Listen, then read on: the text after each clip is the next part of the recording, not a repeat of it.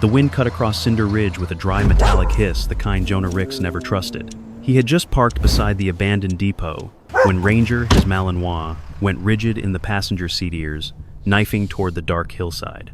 A strange scent drifted through the cold air, sharp and chemical threading beneath the natural smell of pine. Jonah stepped out, boots crunching frost, and the odor strengthened. Smoke. Fresh. Wrong. Ranger barked once, short, urgent, then bolted up the embankment. Jonah followed with his flashlight, breath fogging, heart tightening. At the ridge's edge, the beam landed on something impossible, a match still burning in the snow.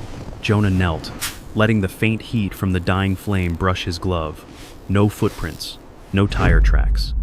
Whoever had lit it hadn't stayed long, just long enough to test how the wind carried fire across the ridge. A chill, far colder than the night air, slid down his spine. Ranger paced in a tight circle, nose low tail, stiff scanning the tree line with the practiced tension of a working dog who sensed more than scent alone. The ridge was silent except for the dry rattle of branches and the distant creak of an old cattle gate. No voices, no movement. Just the uneasy stillness before something chooses a direction. Jonah swept the flashlight farther upslope. The beam caught a line of disturbed brush, small, deliberate bends, like someone had marked a path in haste. Ranger's growl deepened low and distrustful. Easy, Jonah murmured, though the word felt hollow. The bitter tang of smoke still lingered, carried sideways by a shifting gust. This wasn't a campfire. It was a test. Ranger stepped closer, bumping Jonah's knee, urging him back toward the depot's faint light. And as Jonah turned, one thought pressed hard against his ribs: someone up here wanted the mountain to burn. By the time Jonah and Ranger made it back down the embankment, the ember was gone, snuffed beneath a heel and a thin layer of snow. He kicked over it more out of habit than hope. The abandoned depot, squatted in the hollow like a forgotten Jonah, leaned against the truck and watched the hillside for another 5 minutes, waiting for a second glow, a stray figure, anything. Nothing moved. The ridge lay quiet, dark line against a starlit sky. Only Ranger's breathing and the ticking of the cooling engine kept him company. Could have been nothing, he muttered. Ranger huffed on imp. Jonah climbed into the cab, zipped his coat tighter, and pulled a worn flannel blanket over his lap. The truck smelled like coffee grounds, engine oil, and wet dog. Familiar. Safe enough.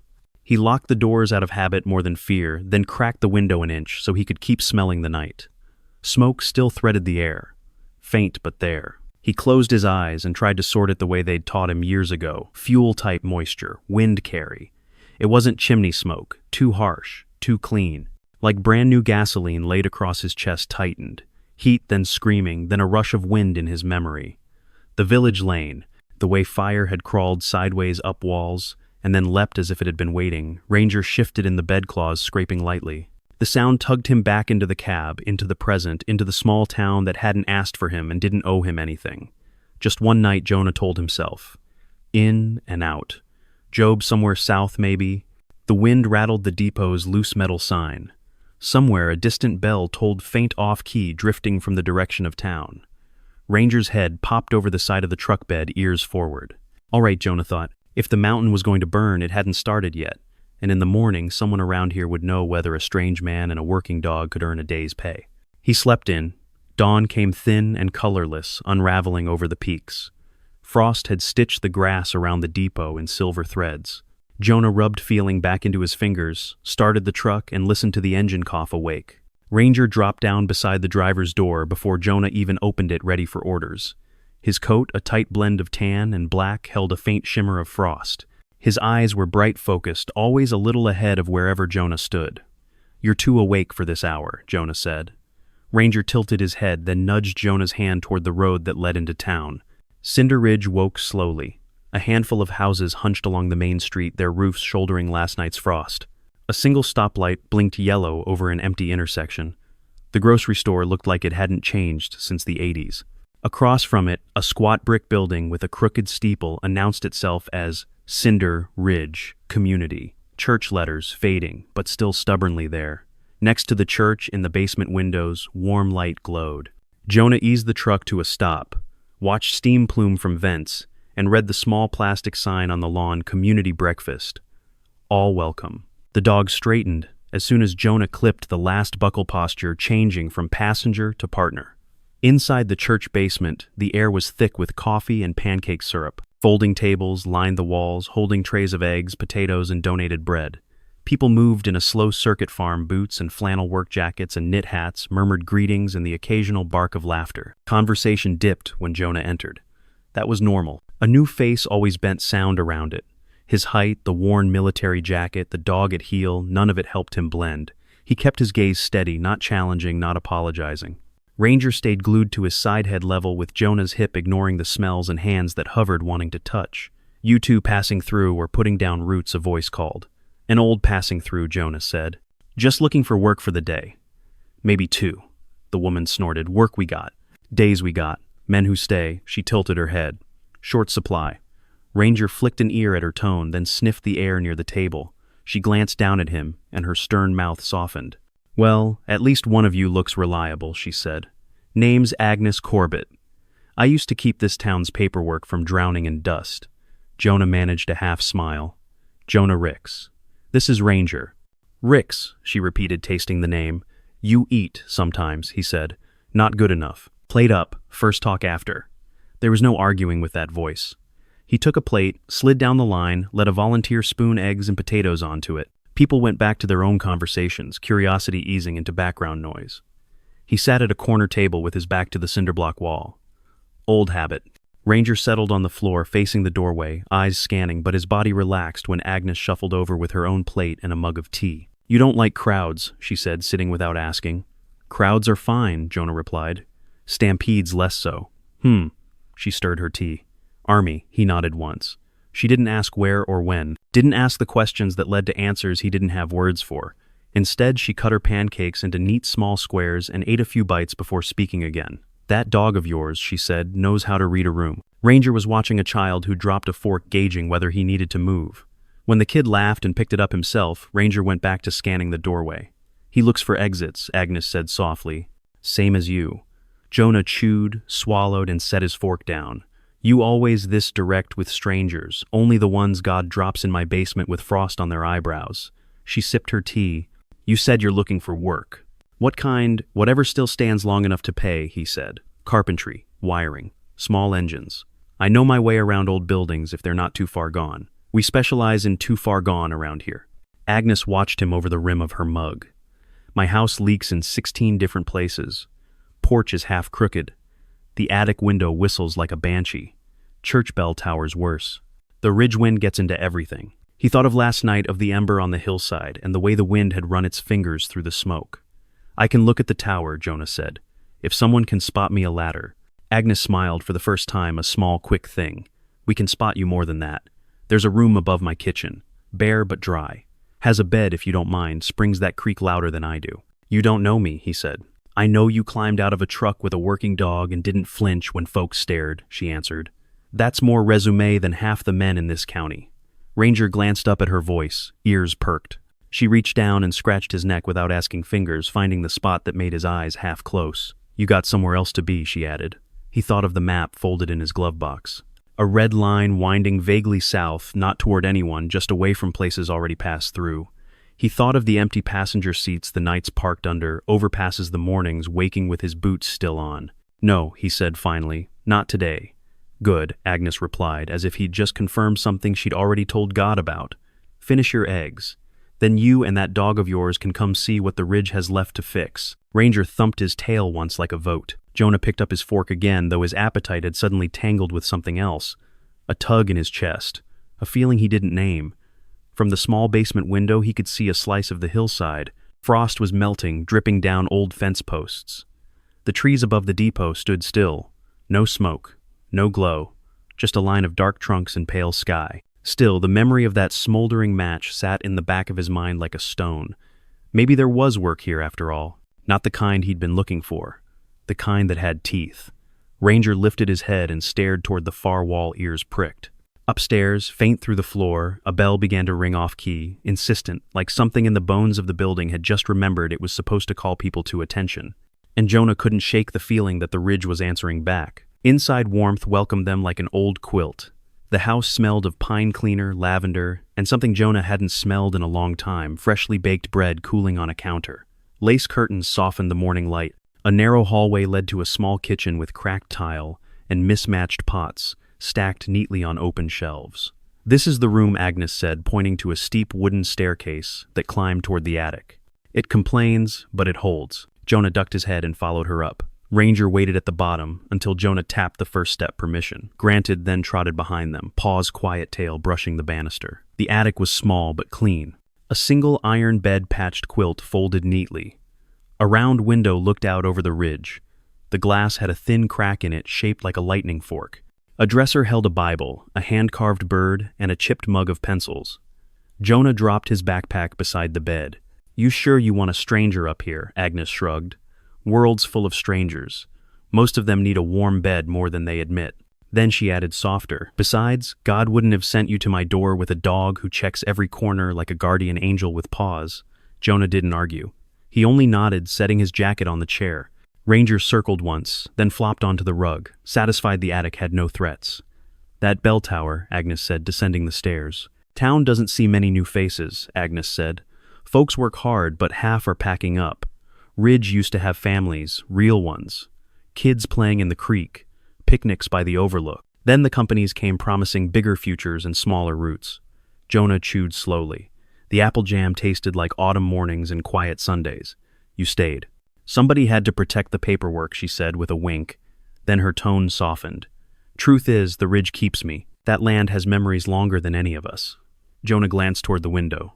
The ridge stood silent in the distance, dark pines, pale sky behind it, the faint curl of fog rising from hollows. Ranger suddenly lifted his head. A soft vibration traveled under the floorboards, an unsettled hum so faint, Jonah almost dismissed it. Agnes didn't seem to notice. But Ranger's ears locked in one direction. "Again," Jonah whispered. Agnes raised an eyebrow. "Something wrong." "Ranger hears something," he said. "That dog hears everything," she replied, waving him toward the porch. "Come on, let's get you up the tower before the wind picks up." The church stood across from the general store, its brick walls weathered but sturdy.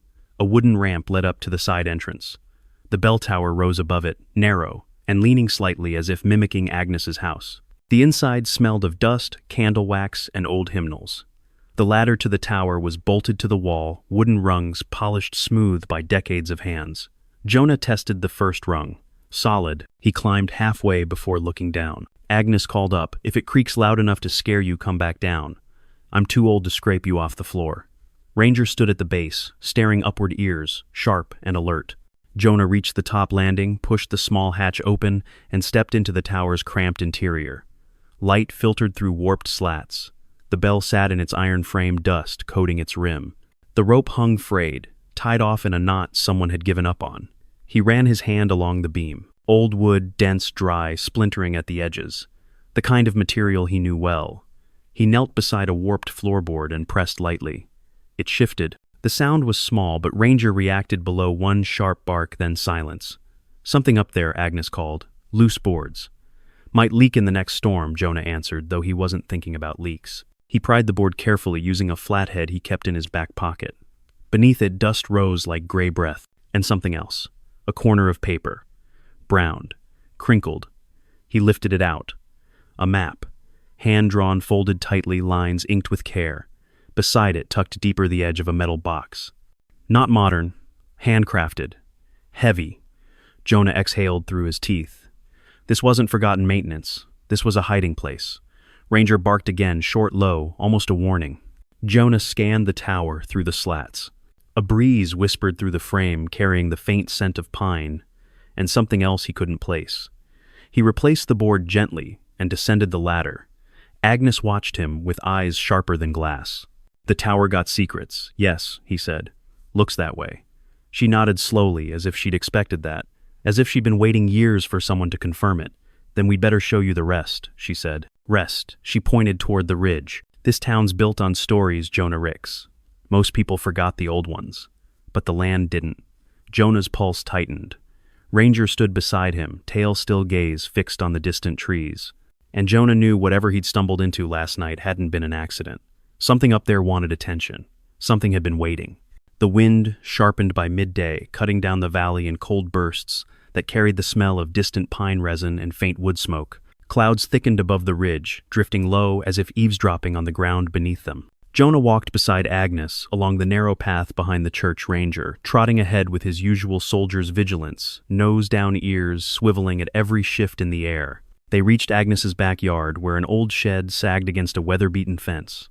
The structure looked older than the house itself, gray boards warped by sun and time hinges rusted to the color of dried blood. Agnes tapped one of the posts with her cane.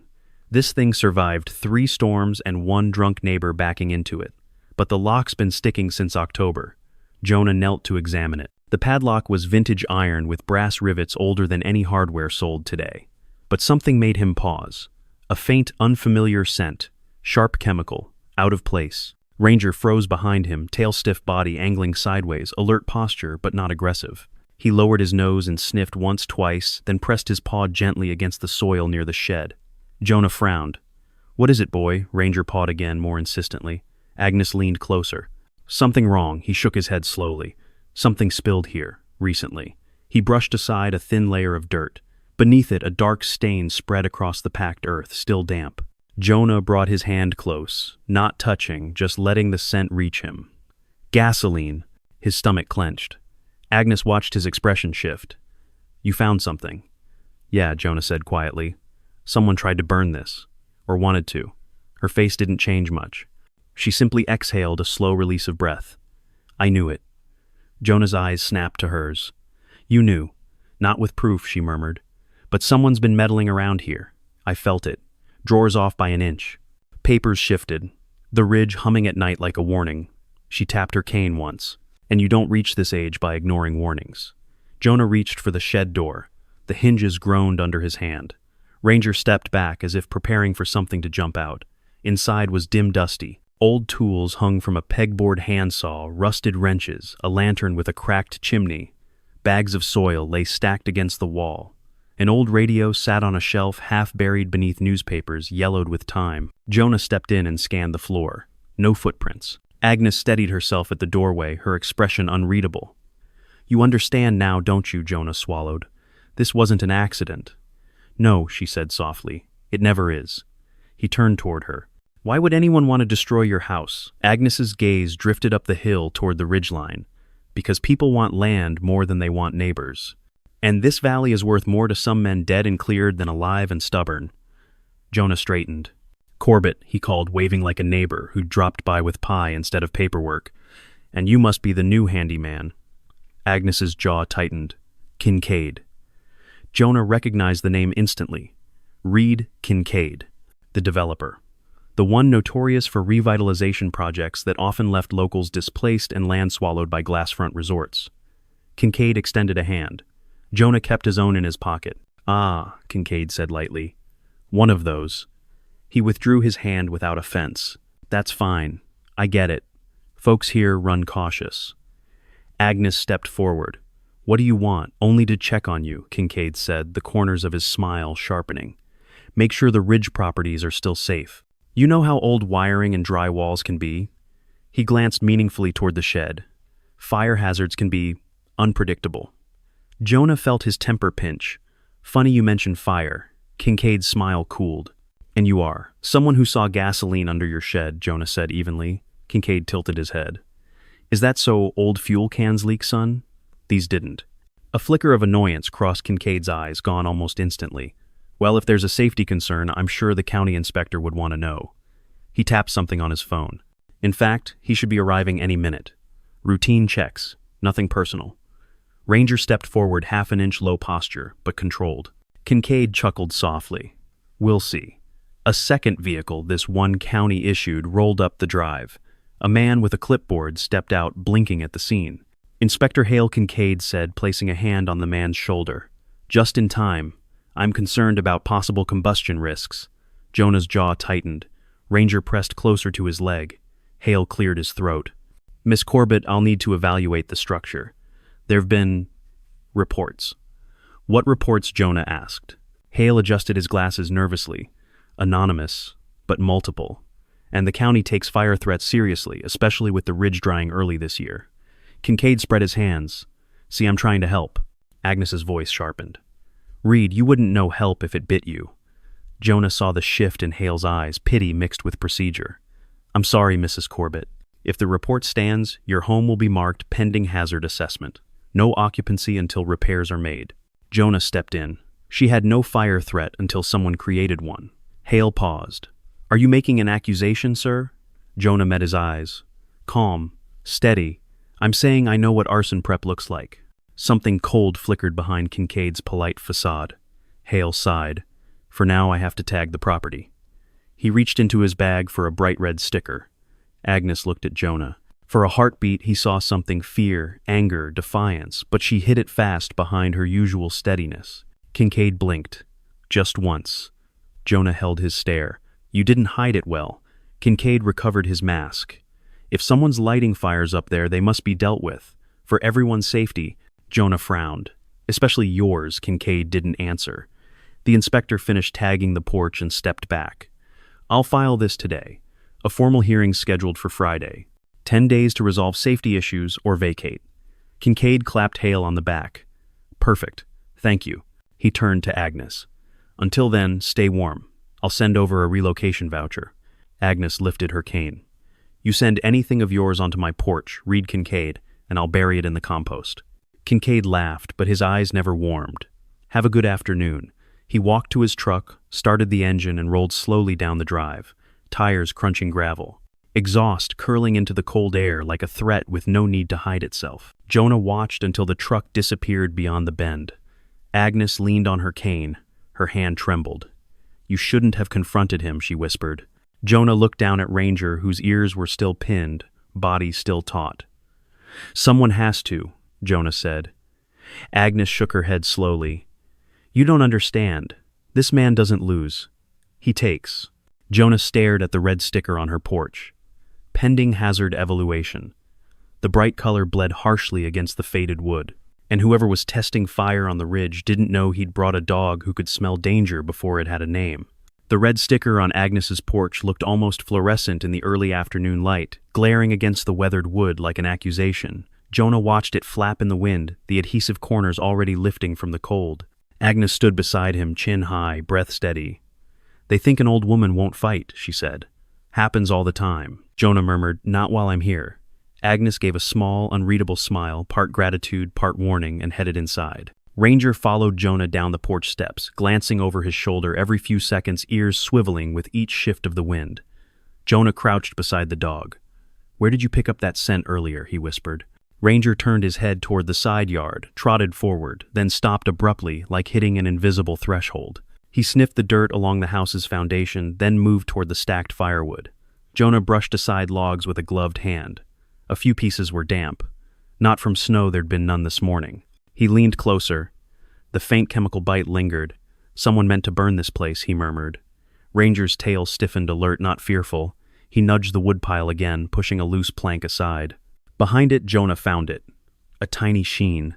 A melted plastic shard. The bottom half of a cheap fire starter. Not old. Not weathered. Fresh. Jonah pocketed it. Whoever planted the gas-soaked rags had been clumsy here. Impatient. Someone expecting the world to cooperate with their timeline. He stood up. Ranger looked toward the ridge. Jonah followed the dog's gaze. Clouds gathered thickly across the treetops. A strange heaviness settled in the air, the kind of stillness that comes before change.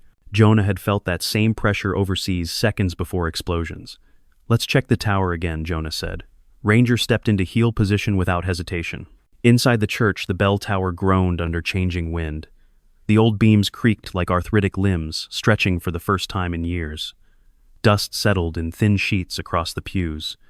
Jonah approached the ladder. Ranger sat at its base. You stay here, Jonah ordered softly. Ranger didn't move. The dog wasn't afraid of heights, but he always waited for permission, for the right moment, for the shift in Jonah's voice that only he heard. Jonah climbed quickly, the wooden rungs flexing, but holding. He pulled himself into the cramped tower flashlight beam slicing through the gloom.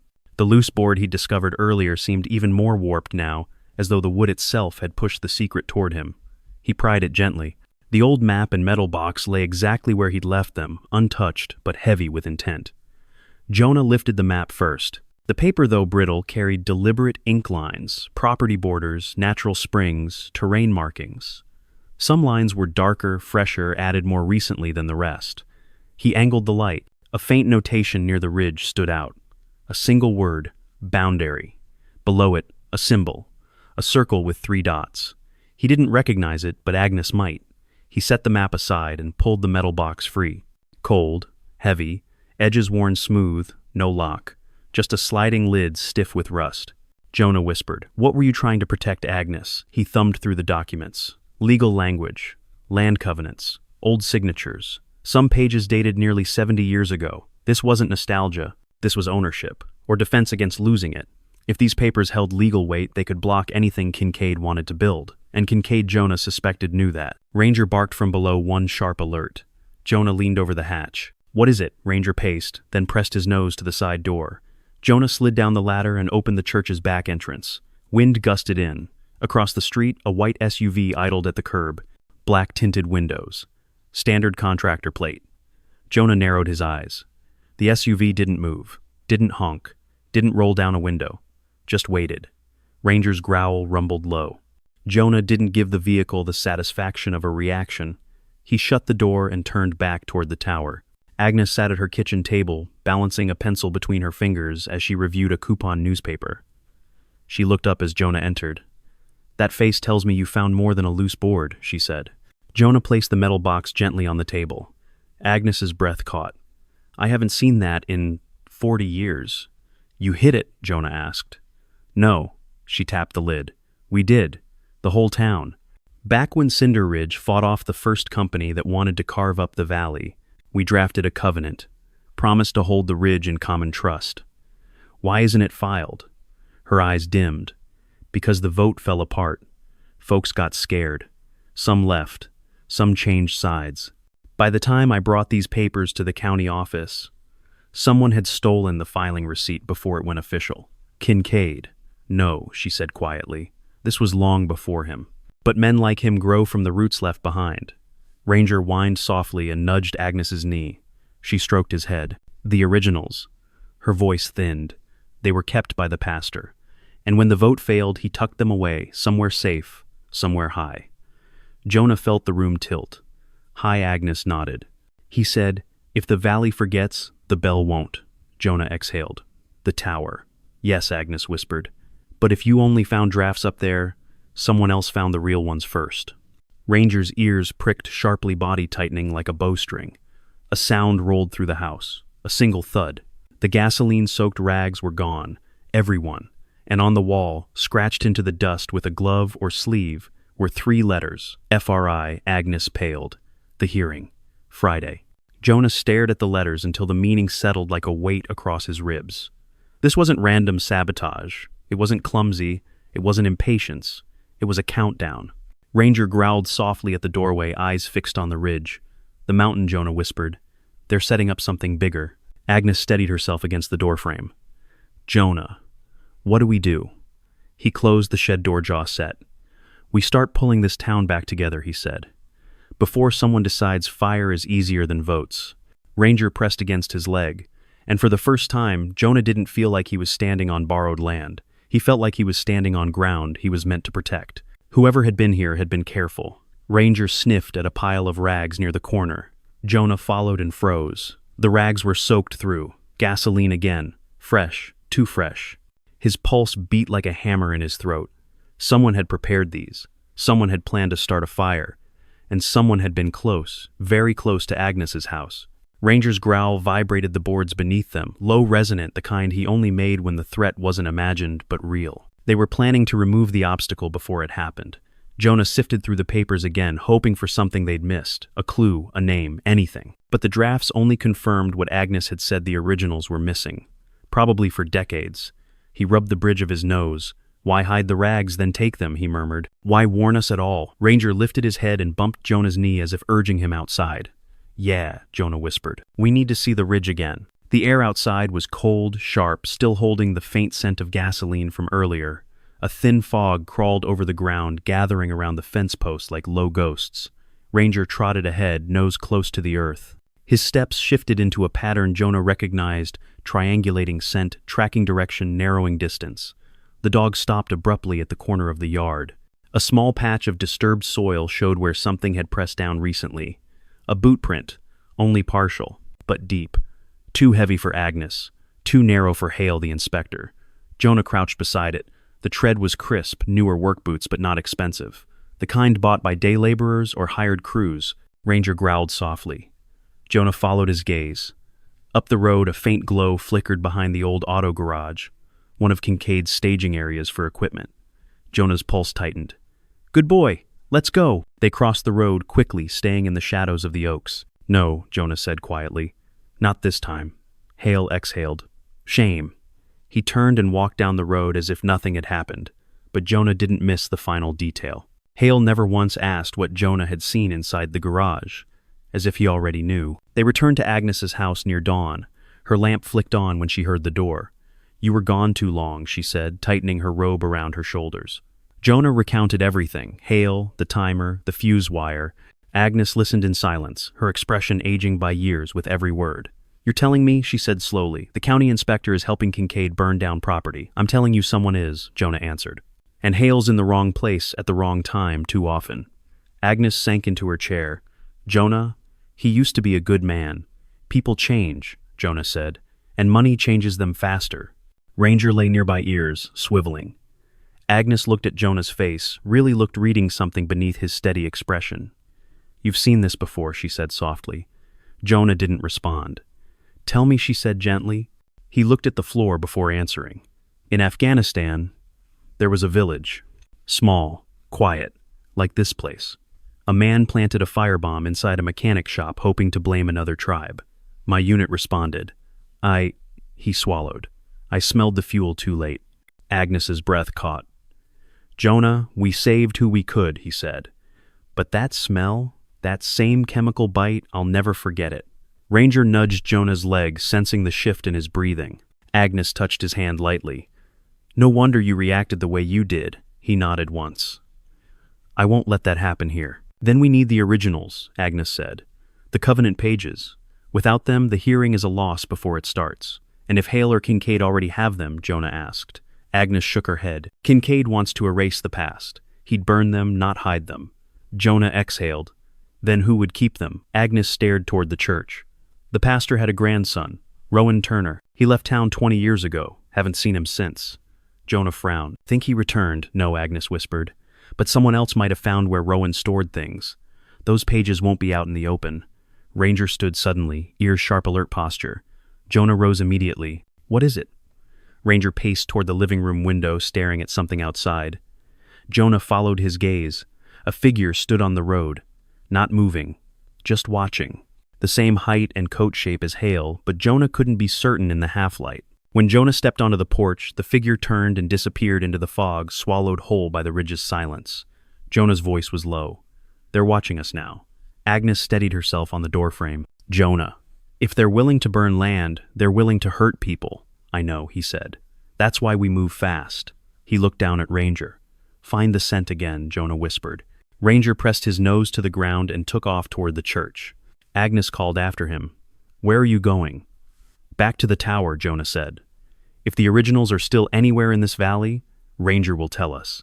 He disappeared into the fog with his dog at his side, both moving with purpose, both knowing the same truth. Time was no longer a luxury. It was a fuse. Fog clung to the ground like a second skin as Jonah and Ranger climbed the slope toward the church. The world felt suspended, gray silent, listening. The trees along the ridge leaned inward, their bare limbs like warning fingers. Ranger moved fast, nose low, tail straight. Not frantic, focused. Purposeful. Jonah followed closely, boots crunching frost breath, visible in short bursts. His shoulder throbbed with old tension he usually ignored. Ranger's posture told him this wasn't a simple track. The dog wasn't following a person. He was following the absence of one. A void. A gap. A place someone didn't want to leave scent. They reached the churchyard. Frost glimmered faintly across the grass. The bell tower rose above them, dark against the pale morning. Ranger stopped halfway to the steps and turned sharply. He sniffed near the side wall, then pawed at the soil. Jonah crouched. The earth was disturbed, shallow, but fresh. He brushed aside the frost. A corner of something stiff poked through.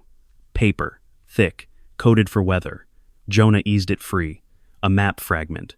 Old, torn from a larger sheet. The inkwork looked familiar, thin strokes looping letters. Agnes's late husband had written like that. The mark near the ridge stood out immediately, Turner Cash. Jonah's heart thumped once hard. Turner. Rowan Turner. The pastor's grandson. The one Agnes said vanished 20 years ago. Ranger whined softly, circling tight nose, pressing toward the torn corner. He sniffed again, then let out a small, urgent bark. "Yeah," Jonah murmured. "I see it." Rowan hadn't just hidden papers. He'd marked where. And someone had found part of the map. But not all. Jonah held the fragment to the light. A rough charcoal dash hinted at a path from the church to a point deeper along the ridge. Ranger nudged him and moved toward the tree line. "Show me," Jonah whispered. They followed the dog into the pines. The fog thickened, muffling sound. Jonah's senses sharpened every snap of twigs, every shift of cold air. He remembered this feeling too well, approaching an unseen perimeter, the kind insurgents guarded with silence rather than wire. Ranger slowed at a cluster of fallen logs. He sniffed along the bark, then pawed the ground. Jonah dropped to one knee. Fresh indentations traced beneath the logs. Someone had moved them recently twice, from the look of layered frost. He pushed the logs aside. Beneath them, a small metal box lay buried halfway in soil. Jonah's chest tightened. He pulled it free, brushed off the dirt. It matched Agnes's box exactly, but this one was locked. Ranger let out a low growl, not fear. Warning. Jonah reached for his multi-tool, wedged it under the lid and forced it. The rusted clasp snapped.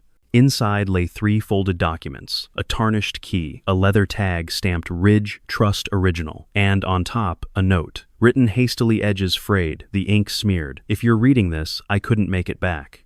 The valley isn't safe. Hale knows. Kincaid knows. Protect Agnes. Protect the Covenant." R.T. Jonah felt the world narrow sharply, like a lens snapping into focus. This was the midpoint. The truth flipped everything. Hale wasn't just complicit. He had the originals 20 years ago. He'd been hiding them or chasing them ever since. And Kincaid's development wasn't the start of the trouble. It was the endgame. Ranger barked once, sharp, directional. Jonah froze. Footsteps. Not theirs. Crunching in the frost. He shut the box, slipped it into his jacket, and drew back into the trees. Ranger sank low beside him, silent as shadow. A figure appeared in the fog, broad-shouldered, moving with confidence. "Hale." Jonah strained to listen. "They have the second box," Hale said quietly. "Yes. I'm sure. The dog's tracks match. No, I didn't see him. He's not stupid enough to stand still." A long pause, a colder tone. "I'll take care of it before Friday." Ranger pressed against Jonah's thigh, ready. Hale ended the call and walked deeper into the woods, disappearing into fog with a predator's patience. Jonah waited a full minute before moving. Then he whispered, "We run." They sprinted back toward Agnes's house, Ranger weaving through the roots with fluid grace. Jonah kept pace behind him, lungs burning the metal box, slamming lightly against his ribs with each stride. By the time they reached the porch, Jonah nearly ripped open the door. Agnes startled in her chair. "Good Lord, Jonah." He dropped the box onto the table.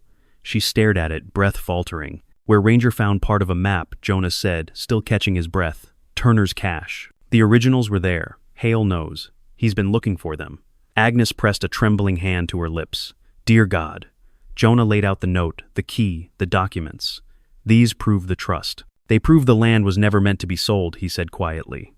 "It's bigger than Kincaid's marina. Someone's been trying to erase the valley's history for years." Agnes sank slowly into a chair. "Hale. He was a boy when we drafted the Covenant. His father hated the trust. Thought shared land was communist nonsense. I never imagined. He's in it deep," Jonah said. "And Kincaid's pushing him hard." Agnes touched the note. "Protect the Covenant. Protect me." Her voice cracked. "Rowan always said the Ridge listened. I didn't believe him." Ranger nudged her gently. She stroked his head. Jonah's jaw tightened. "We take these to the sheriff." Agnes shook her head violently. "No, Hale has friends in that office. And Kincaid funds half the local budget." She lowered her voice. "If they know you have these, Jonah, they won't stop at fire." Jonah exhaled slowly. "Then who do we take this to?" Agnes looked up at him, eyes steady despite the tremor in her hands. "To the people. The hearing is 2 days away. You show this to the entire town, publicly. They can't silence everyone." Jonah nodded. "Then we prepare." Ranger barked once, sharp, decisive, as if agreeing. That afternoon, Jonah secured the boxes, digitized every page, and hid copies in 3 different places. Ranger stayed glued to him, pacing every time Jonah stepped outside, ears straining for sounds he couldn't yet see. Near sunset, Jonah heard the rumble of an engine in the distance. A truck. Not Kincaid's, but familiar enough to stiffen the air. Jonah stepped onto the porch. Ranger stood beside him, tail rigid. Inspector Hale's county vehicle rolled up the drive. Slow, deliberate. No clipboard this time. He stepped out looking exhausted, jaw clenched in something between anger and dread. Evening Hale said, "We need to talk." Jonah didn't move. "You've done enough talking." Hale looked at Agnes. "Ma'am, Jonah isn't telling you everything." Agnes lifted her chin. "I know exactly what matters." Hale swallowed hard. "This isn't what you think. Kincaid, he's not the one you should worry about. You don't understand what's coming." Jonah replied coldly, "Enlighten me." Hale opened his mouth. Ranger erupted into a bark, one Jonah had only heard twice before. Not warning. Immediate threat. Hale froze. Jonah pivoted. A flash of reflection glimmered from the tree line. A scope. A rifle scope. Jonah dove. A shot cracked. Splinters exploded from the porch rail. Agnes screamed. Ranger lunged forward, snarling. Jonah pulled her to the ground, covering her with his body. Another shot tore through the siding. Hale ducked behind his truck, shouting, "I didn't call them Jonah. I swear Jonah didn't wait for explanations." He grabbed Agnes's arm. Inside. Now. Ranger charged toward the trees, teeth bared, forcing the shooter to retreat deeper into the woods. Jonah pulled Agnes inside and slammed the door. Another bullet hit the porch steps. Agnes collapsed into a chair, trembling. Who would?" Jonah's voice was low, fierce, steady. "Someone who knows. We have the covenant." Ranger scratched at the door, returning from his pursuit, growling deep in his chest. Jonah ran a hand along the dog's neck, steadying him. "Good boy," he whispered. "You saved us." He looked at Agnes, then at the box on the table. The midpoint was clear. This wasn't a land dispute anymore. It was war.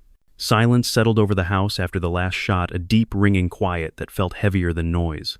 Jonah kept Agnes behind the kitchen counter while he checked each window, Ranger pacing beside him like a shadow made of muscle and instinct. Outside, Hale's truck engine idled unevenly in the cold. Hale crouched behind it, hands raised to show he wasn't holding a weapon. Jonah didn't trust him enough to let him inside, but he didn't leave him outside to die either. He cracked open the door. "Talk now." Hale swallowed, breath fogging. "It wasn't my call. Someone working with Kincaid doesn't want those documents reaching the hearing." Jonah's eyes narrowed. "You said Kincaid wasn't the problem." "He's a front," Hale said hoarsely. "A face. He wants the marina. But others, older families, old money, they want the ridge cleared. They want the trust dead. Kincaid's the pawn, not the king." Jonah scanned the woods. "Who fired?" Hale shook his head. "I don't know. They're not local. The valley hires outsiders when they want things clean." Jonah felt something in him shift, not panic, not fear, but a cold precision he hadn't felt since his last deployment. The one that ended when fire swallowed a mechanic shop and smoke tore apart his unit's routine. He shut the door in Hale's face. Agnes stood with both hands braced on the kitchen sink. "Jonah, what do they want from me?" "Not you," Jonah said softly. "What you protect." Ranger stood pressed against Jonah's hip, steady waiting.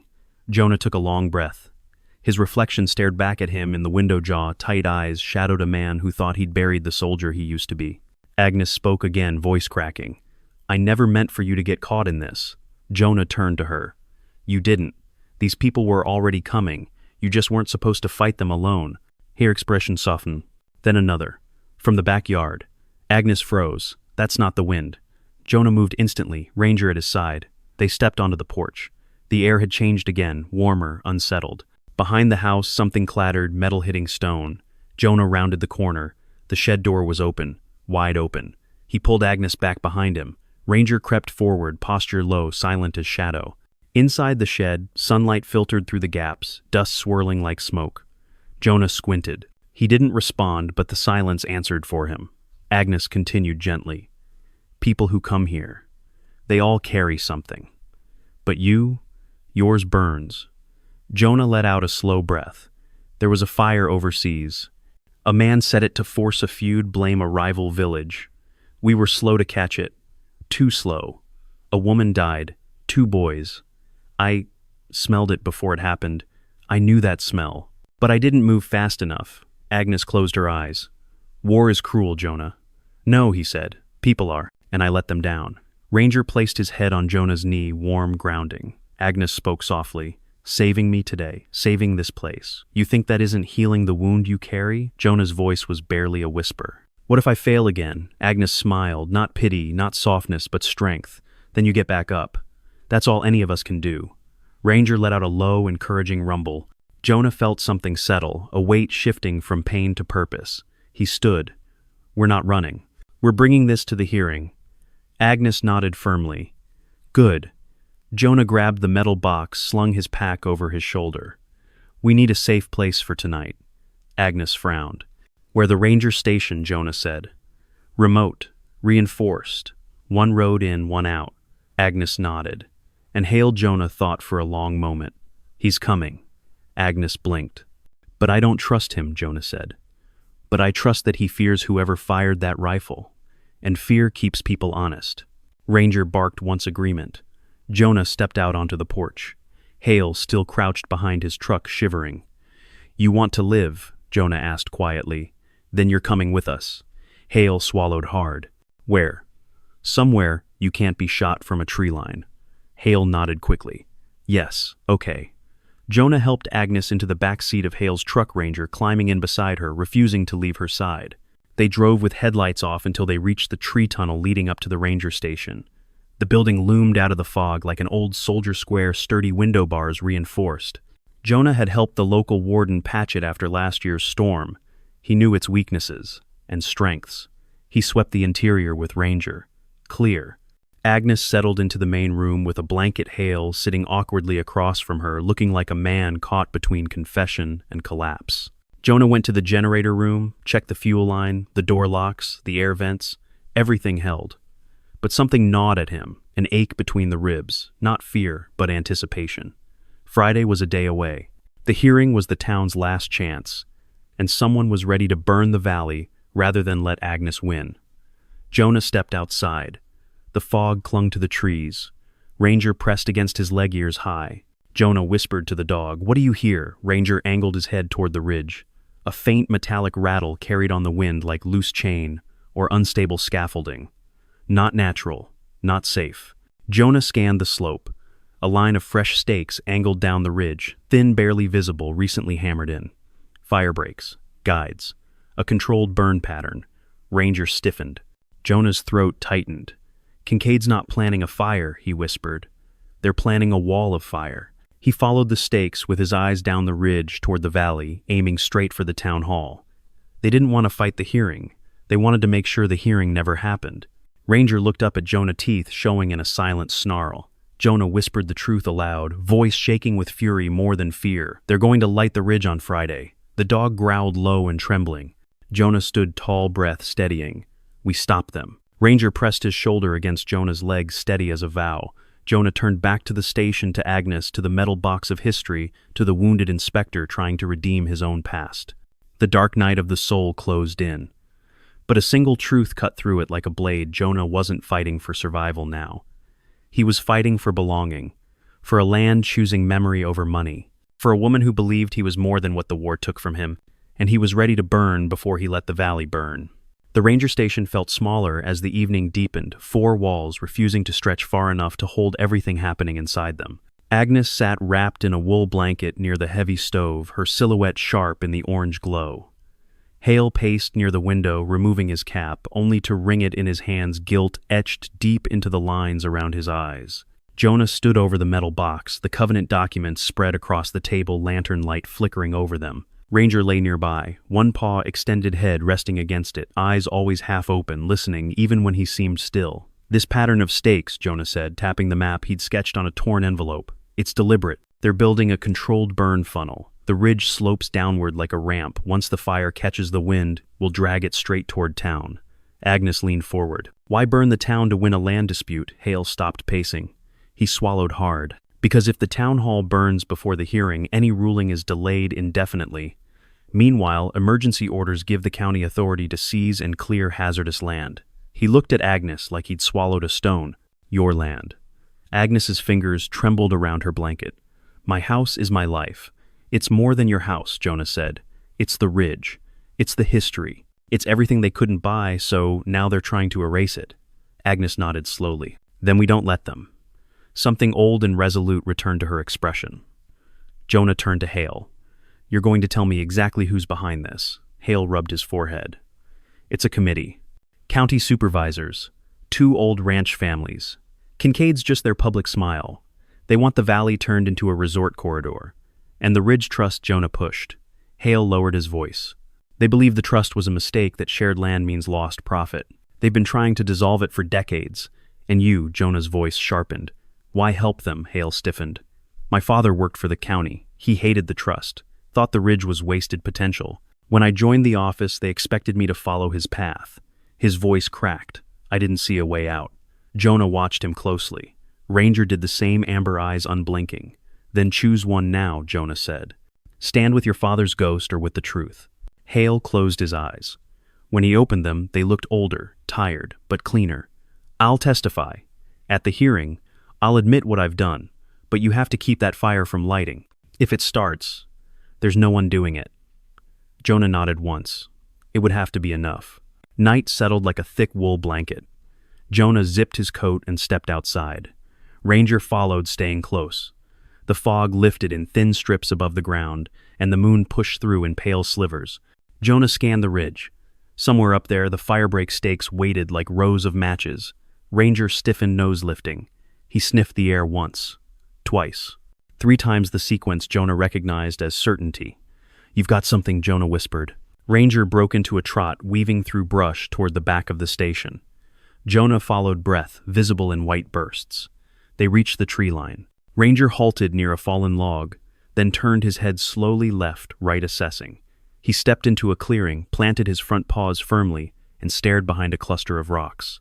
Jonah crouched, flashlight off, trusting Ranger's instincts. Then he heard it. A faint clicking sound. Periodic, metallic, unnatural. A trail camera. Jonah moved closer. Hidden under brush and wired to a small battery pack was a motion-triggered camera, new, expensive, and aimed directly at the path leading to the station. They're watching who comes in and out, Jonah whispered. Ranger huffed, tail stiff. Jonah carefully cut the wire and pocketed the camera. It wasn't just surveillance, it proved intent. These men weren't planning a spontaneous arson. They were coordinating. Then Ranger's ears shot upward. The garage stood dark except for a faint glimmer escaping from beneath the side door. Jonah approached slowly. Ranger stayed glued to his side tension, pouring off him in steady waves. Jonah pressed his ear to the metal siding. A soft mechanical click, then another, a timer. His throat went cold. He motioned Ranger back and eased the door open just enough to peer inside. Coiled fuse wire. A small canister. A digital timer blinking red. Hale's truck was spotted near the old woman's place. Think he's flipping. If he is, he's done. Doesn't matter. Fire'll clean the slate. Ranger's growl deepened. Jonah kept a firm hand on the dog's flank. Another voice chimed in, rough, confident. Kincaid doesn't need to know the timing. He just needs the result. The old man funding this once the land cleared by winter. Jonah's stomach tightened. An old man. A benefactor behind Kincaid. Someone with more to lose and more to gain. The men moved farther down the slope, their laughter fading. Ranger's body eased, but his tail stayed stiff. Jonah exhaled. Good job, he whispered. We got what we needed. The evidence was stacking, the controlled burn plan, the overheard confession, the camera, the original covenant documents. This wasn't just about stopping a fire anymore. It was about exposing the network behind it. Jonah gathered Ranger and returned to the station. Inside, he laid the trail camera on the table. Agnes and Hale stared at it. Hale's face blanched. That's county issue. Someone in my office signed for these. Agnes pressed a hand to her heart. They're watching us. They're watching everyone, Jonah corrected. But now we have their evidence. Hale rubbed his temples. If we leak this tonight, the supervisors will shut down the hearing. Jonah shook his head. We don't leak it. We present it at the hearing itself, publicly. Crowd present, cameras running. They can't smother it then. Agnes gave a small smile. You're thinking like a Whitlow. The compliment warmed Jonah more than the stove. Ranger nudged the metal box and thumped his tail. Agnes chuckled weakly. Even the dog agrees. Jonah packed the documents carefully. Tomorrow we go early. Before the hearing, Ranger and I need to scout the ridge, find where they plan to start the fire. Agnes stiffened. You're going alone, no, Jonah said softly. I've got the best nose in the valley. Ranger barked once, modest but proud. Hale stepped forward hesitantly. Let me come. Jonah shook his head. They know your face. You'll tip them off. Stay here with Agnes. Keep the station locked. No lights. Hale swallowed. Okay. Jonah moved toward the door. Ranger followed. Agnes called softly, Jonah. He turned. Her eyes glistened. Come back. Both of you. Something inside Jonah eased and tightened at the same time. We will, he said. Ranger brushed his head against her leg, a gentle promise. The ridge creaked under the cold. Jonah and Ranger moved through the dark forest, carefully boots silent in the pine needles. The moon hung low, turning the stakes into thin, silver silhouettes. Ranger guided him, sniffing one stake, then another confirming direction. The stakes formed a path, then forked. One path aimed toward the town hall, the other toward Agnes's house. Jonah's pulse hammered. They have 2 ignition points, he whispered. A trap. If we stop one, they light the other. Ranger whined softly, pacing between the 2 paths like he understood the impossible choice. Jonah knelt beside the dog. We're not choosing, he murmured. We're stopping both. Ranger pressed his forehead gently to Jonah's chest. Jonah closed his eyes for a moment, breathing in the cold pine air, steadying himself. Then he stood. This ends tomorrow. Ranger barked sharp, resolute. Together they moved through the trees, preparing for the coming storm. The ridge was quiet, but only because it was holding its breath. The morning of the hearing arrived gray and tense. The ridge was shrouded in mist, pine needles slick with frost. Jonah checked the metal box one last time, sliding the original covenant documents into a waterproof satchel. Ranger circled him, tail, stiff, amber eyes scanning every movement. Every whisper of wind felt amplified, every bird call suspicious. Beat the clock. Friday. The ignition countdown hung invisible but heavy over the valley. Jonah moved along the ridge with Ranger leading paws crunching in frost. Stakes glimmered faintly through the fog, marking where the fire would be set. Jonah counted silently enough for 2 controlled ignition points. Ranger stopped, suddenly nose-down, ears angled sharply. Jonah crouched beside him. A faint chemical smell, a lighter, fresh accelerant rose from the soil. From the trees, Jonah spotted movement. 3 men, gloves, thick faces obscured, setting up what appeared to be timed fuses. Jonah whispered, "Easy, boy. Let's make them regret this." They approached carefully, Ranger weaving silently. When the nearest man bent to light a fuse, Jonah threw a small snowball, striking the timer. It clattered to the ground, sparks flying harmlessly. The men cursed, spinning toward the sound. Ranger barked once sharp and commanding. The lead saboteur yelped, tripping over a root. Jonah lunged, grabbing the canister, and wrestled it from the man's grasp. 2 others ran toward him, but Ranger intercepted, lunging and snapping between them with precise control. The dog's amber eyes were like fire. They weren't attacking recklessly. They were defending strategically, keeping Jonah safe. Jonah kicked the first man away, securing the canisters. "Ridge doesn't burn today," he growled. "Not on my watch." The men scrambled back into the fog, retreating, but not before Jonah caught the last glance of the leader, cold gray eyes, Reed Kincaid. Jonah and Ranger raced toward the second ignition point. The fog thickened. Each step was cautious. Every stake marked a possible fire trap. Ranger paused suddenly. Tail, straight ears forward. Something ahead glimmered, a small fuse tied to a gas-soaked rag. Jonah froze. "Ranger, I see it." He disarmed the rag, cutting the fuse with his multi-tool. Sparks hissed harmlessly onto the frost. From above, a rifle cracked metal echoing through the ridge. Jonah dropped, pulling Ranger down. A bullet hit the tree trunk where they had stood seconds before. Another whizzed past, embedding into frost-covered earth. Ranger growled low and shifted forward, as if measuring the risk, the timing, the trajectory. Jonah peeked up and saw a scope glint. Reed Kincaid crouched on a small hill rifle, trained. Jonah's heart pounded, but he didn't move hastily. Ranger's growl intensified, steady, controlled. A plan formed. Jonah lobbed a small stone, not to hit, but to create a distraction. Kincaid's head snapped toward the sound. In that instant, Ranger sprinted low and silent, crashing through the brush. He reached Kincaid's position, biting at his sleeve, forcing the man to lose balance. Jonah followed, tackling Kincaid from behind. Ranger circled, snapping to keep distance. Kincaid scrambled, cursed, and Jonah pinned him. Enough. This ends now. Kincaid's eyes were wide, realization dawning. You weren't supposed to." Jonah tightened his grip. "You underestimated the ridge. And the dog." Ranger barked once, triumphant eyes blazing. The final stakes were clear. The town hall was already filling with people for the hearing. Kincaid's plan was to burn the ridge if the vote didn't favor him, ensuring control through chaos. Jonah checked his watch. Less than 20 minutes. He had a choice: capture Kincaid now or rush to town and present the documents in person, risking the fire starting somewhere else along the ridge. Ranger pressed against his leg, calm but urging forward. Jonah's chest tightened, the old soldier wound pulsing again. In Afghanistan, he had left civilians behind to save himself.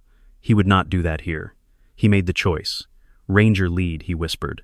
They sprinted down the ridge, Kincaid struggling but restrained in a temporary improvised hold. The dog stayed by Jonah, ears swiveling, alert to any hidden threats. The threat of fire, the threat of greed, the threat of loss, all compressed into this final dash. As they reached the outskirts of the town hall, the first townspeople noticed them. Gasps rose as Jonah held the satchel high. Ranger stood beside him, tail stiff, head proud. Even Hale appeared at the door, relieved but cautious. Jonah addressed the crowd. "This land belongs to you," he said, voice steady. "Not to greed, not to arson, not to those who think they can erase our history. The original Ridge Trust documents prove it." These hands he held the satchel contained decades of care, of faith, of protection. They were meant for the people. He opened the satchel, laying the documents on a table where all could see. The crowd leaned in, whispers building to murmurs of awe. Agnes appeared behind him, standing tall, proud, frail, but defiant. Ranger barked once, sharp, commanding. The children in the front row laughed, thinking the dog was celebrating. Kincaid tried to interject, but Jonah placed a hand on the documents. "Not until you explain yourself publicly." The tension was palpable. Even Hale, standing off to the side, swallowed. He could only nod, validating the truth quietly. The mayor called the hearing to order. Jonah handed over the documents to the council. The proof was irrefutable. Kincaid's influence and the hidden network of arsonists were exposed in the light of the town's scrutiny. The council members deliberated quickly, the vote unanimous. The land remained under community trust. The marina expansion would proceed, but only in approved areas far from the ridge, preserving its history and natural beauty. Ranger nudged Jonah's leg, ears twitching. Jonah crouched, scratching behind the dog's ears. "You did it, boy. You saved them all." Agnes approached, tears in her eyes. "You didn't just save the ridge. You saved hope." Jonah nodded, his jaw relaxed. The weight of years lifted just slightly. This wasn't about accolades. It was about restoration of trust, of land, of people. The crowd dispersed slowly. Children ran to Ranger, patting him, laughing. Jonah watched them, the frost melting from his chest, replaced by warmth. He glanced at the ridge, now calm, silent. No fire, no smoke. Just wind through the pines, gentle and approving. Hale approached, sheepish but honest. "I underestimated you," he admitted. "Thank you for pulling me back." Jonah nodded. "Sometimes we need a reminder of why we fight." Agnes patted his shoulder. "And sometimes the ridge fights with you." Weeks later, Jonah settled into the attic above Agnes's restored home.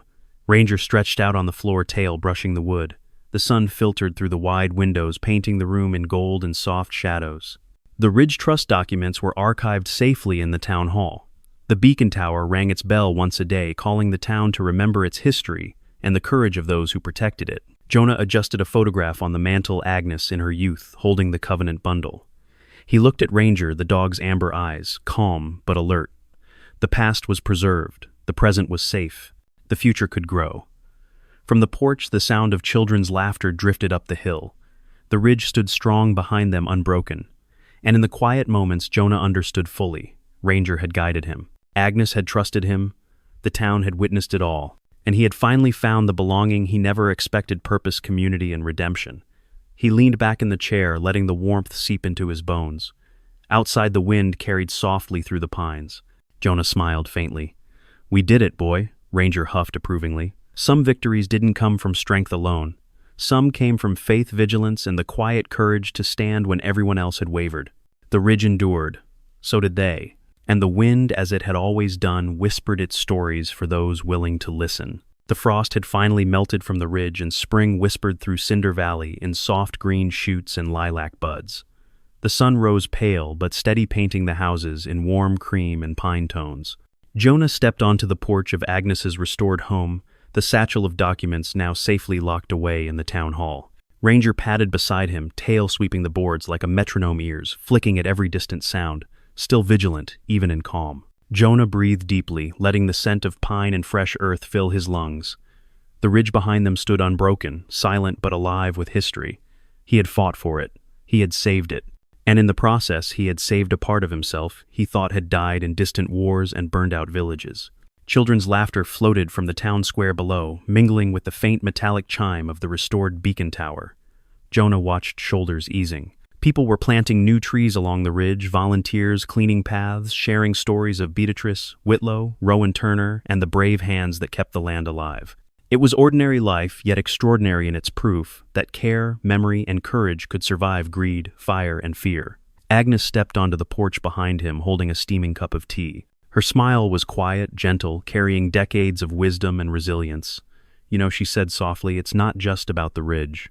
It's about how we hold on to the things that matter, the lives we protect, and the voices we keep alive." Jonah nodded, glancing at Ranger. The dog huffed in agreement, amber eyes glinting in the morning light, proud and watchful. "I think we did more than that," he said. "We reminded everyone why memory matters." Agnes reached out, touching the satchel where the Ridge Trust documents rested. "And we proved that even the smallest actions, the patience of one dog, the courage of one man, the faith of one community can change a place, can protect a valley, can save lives." Jonah smiled faintly, heart lighter than it had been in years. The wound he had carried, the one left by wars he had survived but could never forget, felt smaller now. He realized that redemption was rarely a single heroic act. It was the accumulation of quiet choices, vigilance, compassion, and sometimes the instincts of a loyal companion. Ranger nudged his hand, urging him toward the fields below. Jonah followed, taking long, deliberate steps. The ridge stretched before him, strong and whole. The beacon's chime cut across the valley, soft yet insistent, a voice from the past, carrying hope into the present. He paused at the edge of the field, looking back at the house, the ridge, the small town that had survived, greed, fire, and fear. He felt a profound sense of belonging, not in a home of walls or possessions, but in purpose, in guardianship, in the quiet work of preserving what mattered most. Jonah knelt, running a hand across Ranger's thick coat. "You were right all along, boy. Some voices are worth keeping alive." Ranger tilted his head, letting out a soft huff of approval, the faint jingle of his collar bell ringing clear. The wind shifted, carrying the sound across the valley, as though Beatrice herself were smiling, watching the legacy she had begun continue in patient hands.